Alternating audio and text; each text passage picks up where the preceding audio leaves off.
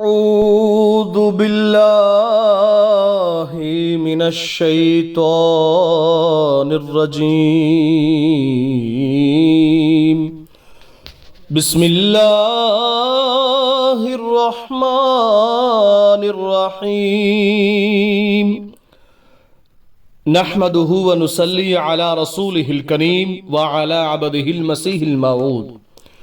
درس کتاب کشتی نوح، لطیف تصنیف سیدنا حضرت اقدس مسیح موعود علیہ السلام، حصہ 27واں پیش خدمت ہے۔ پیارے آقا اس حصے میں سنت کا کیا مقام ہے اور احادیث کا کیا مقام ہے بیان فرماتے ہیں۔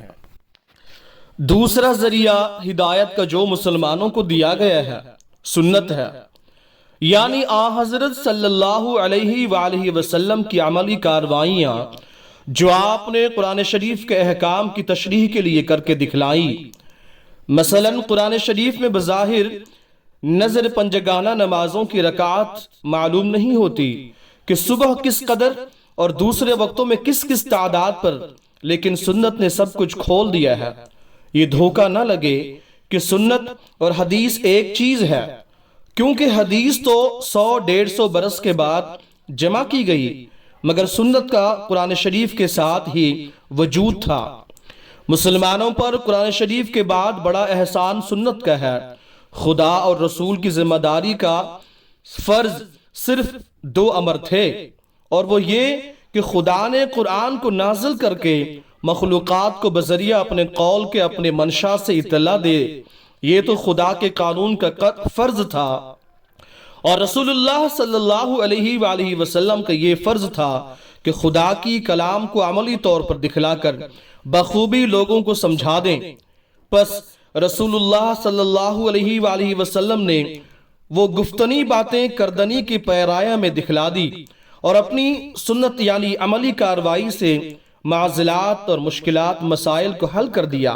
یہ کہنا بیجا ہے کہ یہ حل کرنا حدیث پر موقوف تھا، کیونکہ حدیث کے وجود سے پہلے اسلام زمین پر قائم ہو چکا تھا۔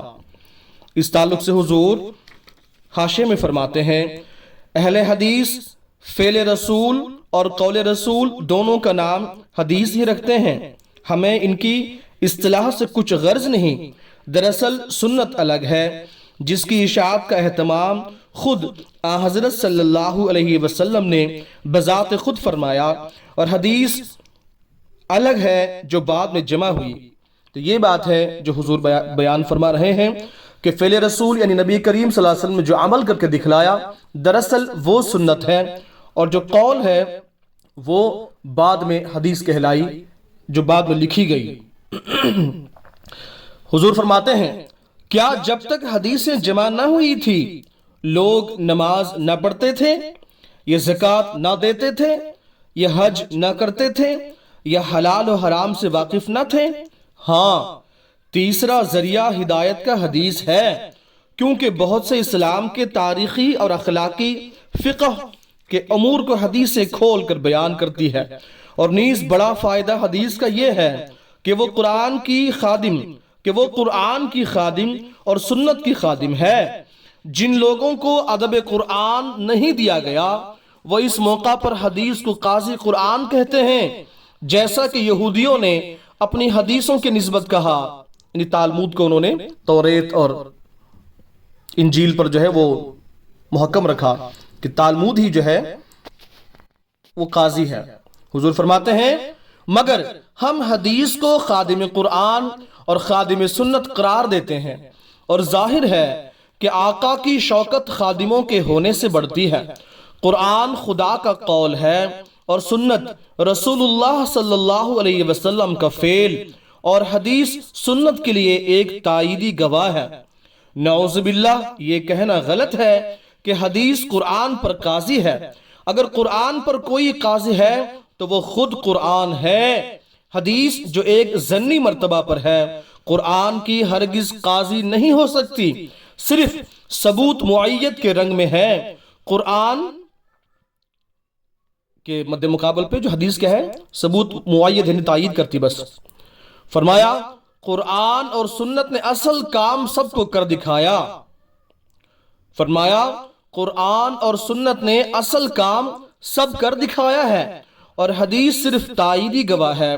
حدیث قرآن پر کیسے قاضی ہو سکتی ہے؟ قرآن اور سنت اس زمانہ میں ہدایت کر رہے تھے جبکہ اس مصنوعی قاضی کا نام و نشان نہ تھا، یہ حدیث۔ یہ مت کہو کہ حدیث قرآن پر قاضی ہے، بلکہ یہ کہو کہ حدیث قرآن اور سنت کے لیے تائیدی گواہ ہے۔ البتہ سنت ایک ایسی چیز ہے جو قرآن کا منشا ظاہر کرتی ہے، اور سنت سے وہ راہ مراد ہے جس پر حضرت صلی اللہ علیہ وآلہ وسلم نے عملی طور پر صحابہ کو ڈال دیا تھا۔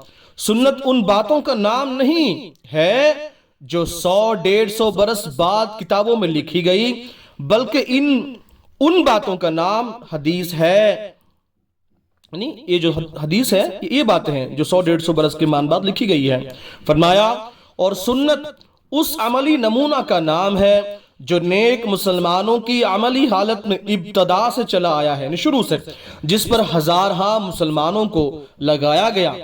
ہاں، حدیث بھی اگرچہ اکثر حصہ اس کا ظن کے مرتبہ پر ہے، مگر بشرط عدم تعارض قرآن و سنت تمسک کے لائق ہے،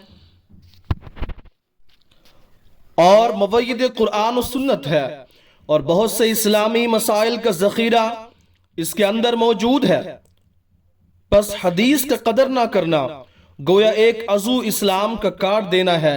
ہاں، اگر ایک ایسی حدیث ہو جو قرآن اور سنت کے نقیض ہو، یعنی مخالف ہو، اور وہ نیز ایسی حدیث کی نقیض ہو جو قرآن کے مطابق ہے، یا مثلا ایک ایسی حدیث ہو جو صحیح بخاری کے مخالف ہے، تو وہ حدیث قبول کے لائق نہیں ہوگی، کیونکہ اس کے قبول کرنے سے قرآن کو اور ان تمام احادیث کو جو قرآن کے موافق ہے رد کرنا پڑتا ہے۔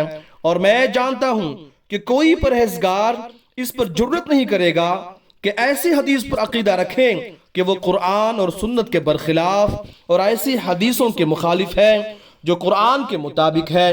بہرحال احادیث کا قدر کرو، یعنی حضور فرماتے ہیں احادیث کی قدر کرو کیونکہ وہ خادم ہے قرآن اور سنت کی، لیکن اگر وہ قرآن کی مخالف باتیں بیان کرتی ہے حدیثیں، یا سنت کی مخالف باتیں بیان کرتی ہیں، تو حضور فرماتے ہیں وہ نقیض ہے، اس کو متروک کی طرح چھوڑ دو، وہ قابل عمل نہیں ہے۔ وہ ایسی حدیثیں ہر حال میں قرآن کریم کو قاضی قرار دیا گیا ہے۔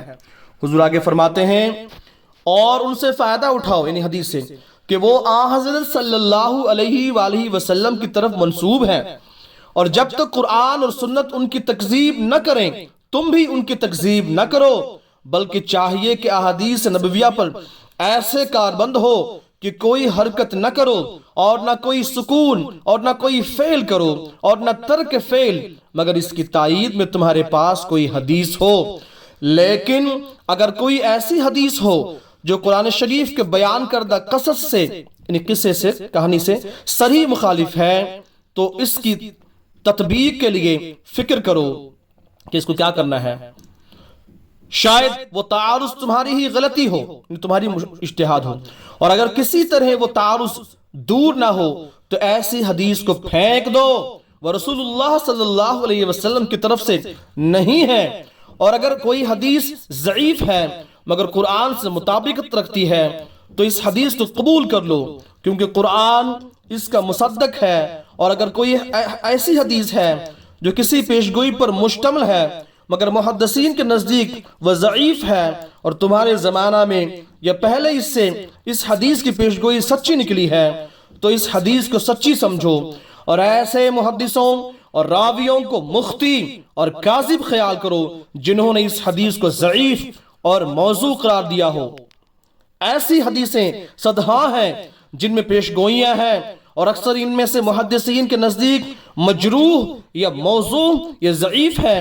بس اگر کوئی حدیث ان میں سے پوری ہو جائے اور تم یہ کہہ کر ٹال دو کہ ہمیں اس کو نہیں مانتے، کہ ہم اس کو نہیں مانتے کیونکہ یہ حدیث ضعیف ہے، یا کوئی راوی اس کا متدین نہیں ہے، تو اس صورت میں تمہاری خود بے ایمانی ہوگی کہ ایسی حدیث کو رد کر دو جس کا سچا ہونا خدا نے ظاہر کر دیا ہے۔